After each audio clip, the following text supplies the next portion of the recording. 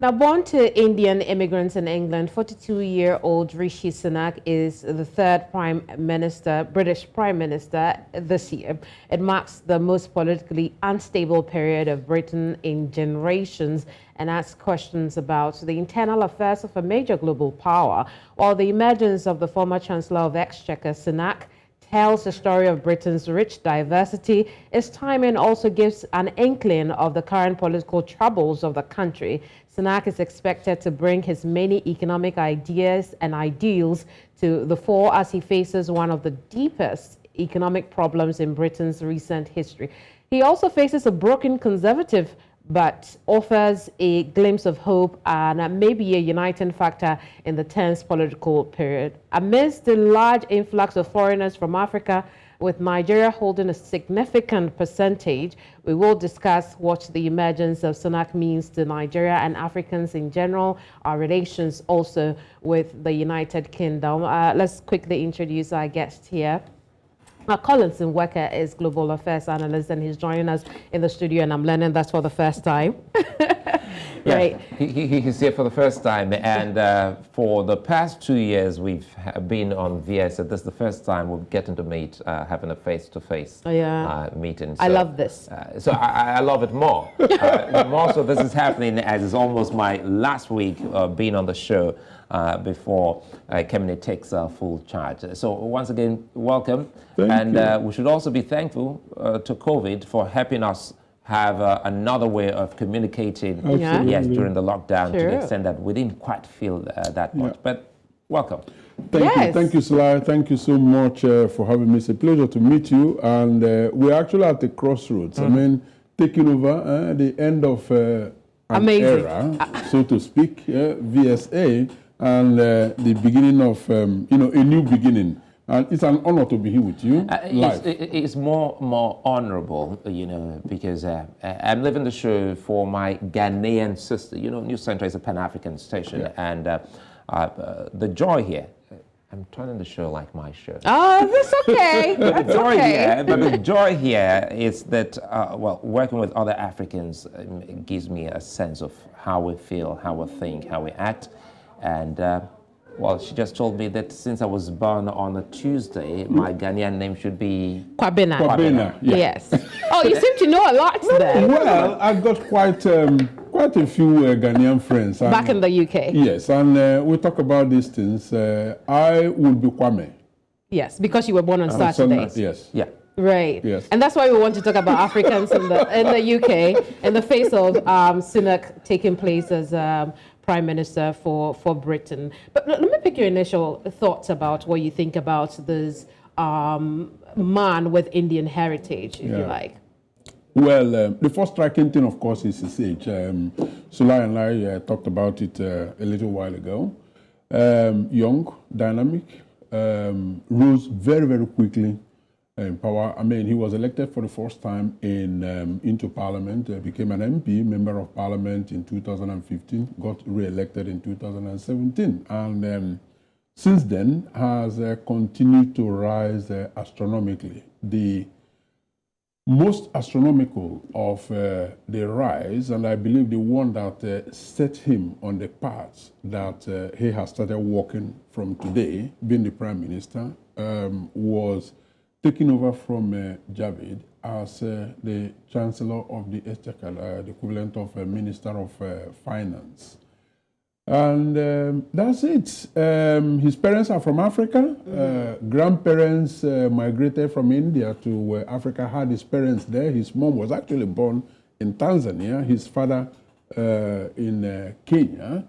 And so he has East African roots, even though he was born in the UK, grew up there, did everything there, So it remains to be seen how much his heart is in Africa, considering that baggage that he brings with him. But we've also seen it before, somebody of African heritage or a heritage of lesser importance importance to the world. Yeah. They take up global positions, and then you expect that something happens for the African continent particularly, but really very little happens. What are the cards we're dealing with here at this particular time that he's coming in office in Britain?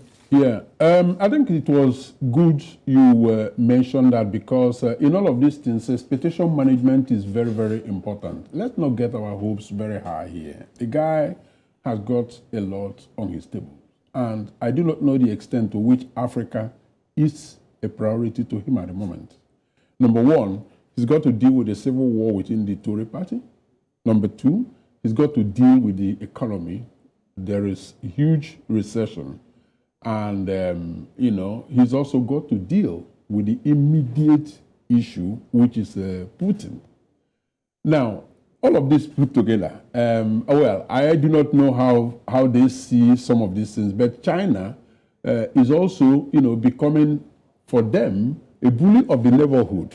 And the authoritarianism that we see actually growing every day with Xi now becoming, for the third term, the leader of, the Communist Party of China, and ultimately in March, I believe, March 2023, becoming the president for the third term, and maybe for life. So these are issues that I believe he's got to deal with. Now, we do not have in his records anything that tells us about his stance on Africa. He's never had to deal with Africa, but here he is faced with it, and I believe the first confrontation is going to be the G20 meeting that will take place, I believe, on the 15th of November this year. Africa will be inescapable for him, and I believe that coming out of that meeting, we will then begin to have some semblance of indications of what is Africa's stand is in terms of international trade, in terms of international development, global security, and all of that. But at the moment, there is just so very little about his position on Africa. Because talking about his position for Africa, I think a lot of close watchers will agree with you, because the plate that is before him truly doesn't actually see anything about Africa. The economy is paramount, and being an economist or someone who's got good knowledge with numbers, they'll be looking to seeing how he can fix that. But again, you say he can't escape that question about Africa. So do you think some of the questions will hover around the British immigrant policies, as we've seen? Recall we had discussed that, where even though the courts have halted them, taking some of these immigrants to another part of the continent. You think that's a question that may pop up when he goes for that G20? Maybe. But the one we already know that will pop up is debt relief for African countries. It remains to be seen how he's going to respond to that. But I must tell you, in terms of the immigration policy and shipping off Africans to Rwanda, yes. I believe. Yes. He is a very strong Johnson supporter. He was part and parcel of that policy. He was very resolute and adamant that it was the best thing for Britain. Whether it is the best for the immigrants themselves, whether they were crossing the lines and breaking their signatory in to the Geneva Convention, was none of their business. So I don't see him rescinding any of those policies that were put in place by Johnson, except, of course, the court forces him to do so. So that's where we are going to land as far as that is concerned. But I mean, he will definitely have to take a position on debt relief for African countries, and how he's going to react looks very likely to be in the area of debt relief that favors businesses, because we know him to be someone that is very, very astute when it comes to supporting small and medium-sized enterprises, His support for multinational corporations in the UK is enormous, in the time of COVID, because he managed the budget at the time. So those are little indications of what we know about Endowed, give us some semblance of what is Africa policy. Now let's draw small, little comparison now and look at 42. He's the youngest in a century, coming to that position of prime minister, and we've seen quite a number of African countries going to elections, and every time we'll talk about African leaders, we'll talk about the age. Some have been described as dinosaurs who've been there as old as the country's independence. What does this mean for Africa's democracy, looking towards getting younger persons, irrespective of political leaning, to come on the saddle of leadership in their country? This is funny. It's funny because I will, circle back to the G20 meeting coming up on the 15th of November, where Africa is big on the agenda. The African Development Bank has actually put forward this debt relief as a major point of discussion. Now, he will be discussing or actually confronting a number of great-grandfathers, people who are old enough to be his great-grandfathers that are leading Africa today. Take, for instance, President Biya. He came to power. Paul Biya of Cameroon. He came to power when Rishi Sunak was just 2 years old. Now, move on to President Museveni of Uganda, I believe. Yes. He was actually 6 when Museveni came to power as president of Uganda. He's still there. Right. And then you are talking of President Obiang of Equatorial Guinea, who came to power just a year after Sunak was born. So they are still there, and there is no sign that they are going anywhere.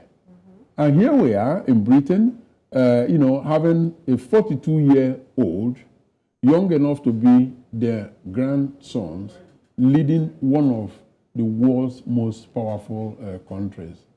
Now, how he's going to deal with this,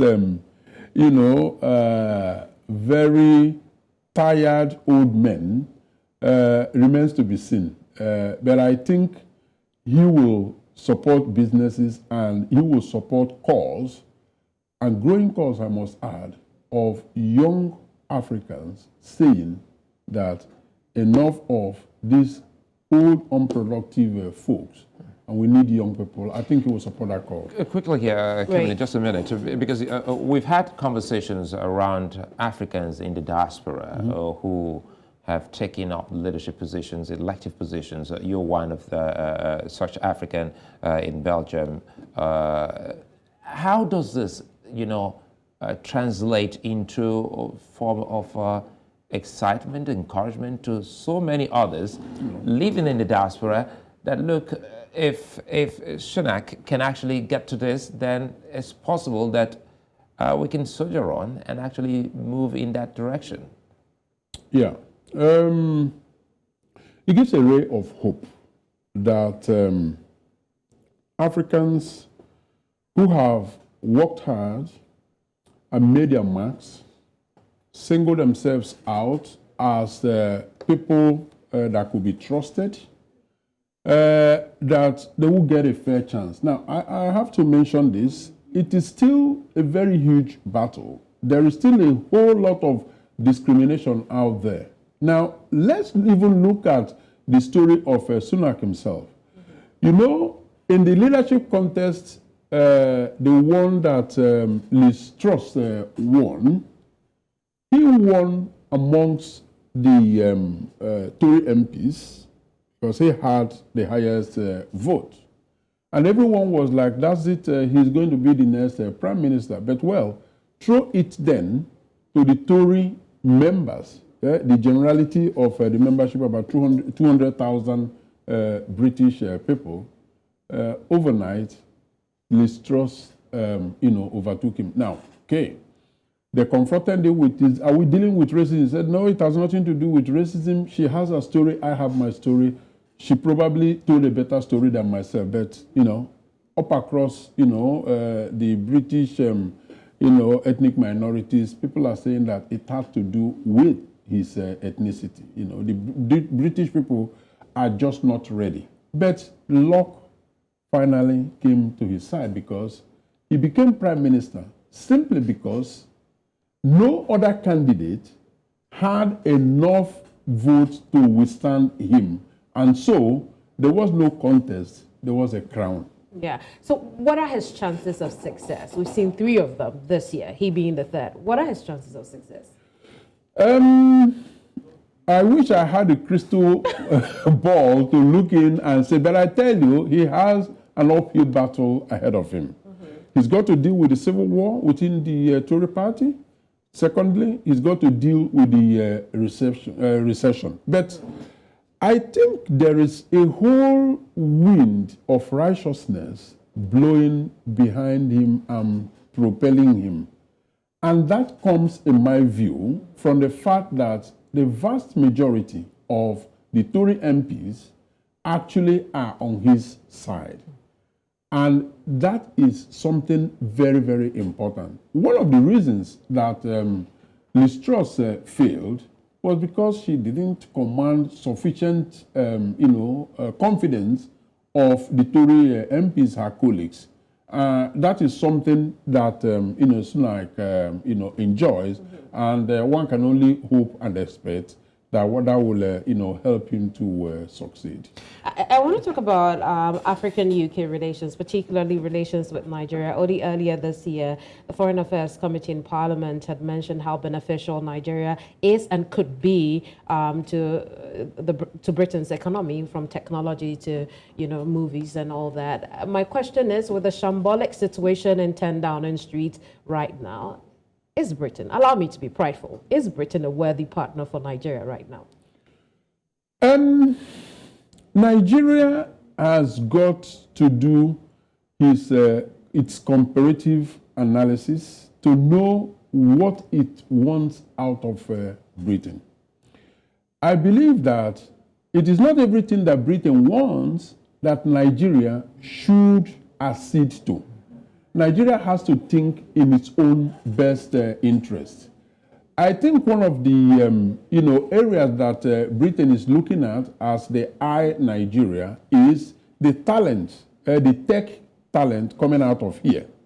I think they are looking at young Nigerians in the fintech area, well, existing ones, but also the potentials in terms of people still in the university or even in the secondary school graduating, have the potentials to propel Britain to where it ought to be in terms of innovation, in terms of technology and all of that, and they will be looking to recruit young people from Nigeria, plucking them out of Nigeria to go and help to develop, so to speak, Britain. Now, we have seen that also from the astronomical rise of students registering for master's programs in UK universities from Nigeria. It rose by 285% in the last academic year. It's not a coincidence. It is deliberate. So Nigeria needs to get its act together by making Nigeria attractive enough for young people to stay here and make the best for themselves. When that fails, and it looks like it has failed so far, I believe that the next option is for them to begin to think of how Nigerians who have managed to succeed in the UK and those that will still go there to succeed, how they can recycle that human capital that they have been able to hone well in the UK to be of benefit to Nigeria even when they continue to reside in the UK. It's a matter of deliberate policy. It doesn't happen by accident. And before I let you go quickly here, are there lessons Nigeria can learn from the travails of UK in terms of economy and politics, and seeing how they've been able to activate a process towards solving these. Even at the party level, how the Tories have, they have disagreed, but they've always kept the country first. Yeah. Well, there's one word for it: selflessness. The reason that they have succeeded in the manner that they did out there in Britain is that they put the country before their individual interests. And so they could fight, they could do all of those things, but in the end, they think of the country, Britain, and then use that as,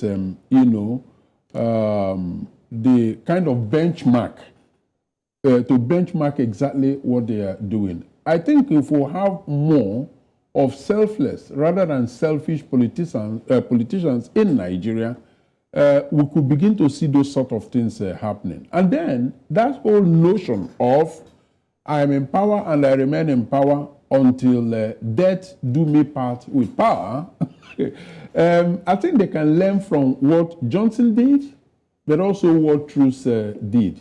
They didn't want to leave, but once they saw that they didn't command enough confidence, they had to step aside for someone else to step in. These are lessons that we can learn, as African politicians, because it's no do or die. Well, knowing when to actually exit, especially when you know you don't have the pin code to unlocking the solutions. Absolutely. Well, a fine place for us to leave it again here today. Collins Nweke, thank you for your time, as always. And, of course, to all our viewers watching across the continent, that's a wrap on the show. We'll keep our tabs on the flooding situation in Nigeria and specifically talking about security again here on the square. But more importantly, I want to thank you for your time for being such nice company. I'm Sulaiman. And I'm Kemini. Good night.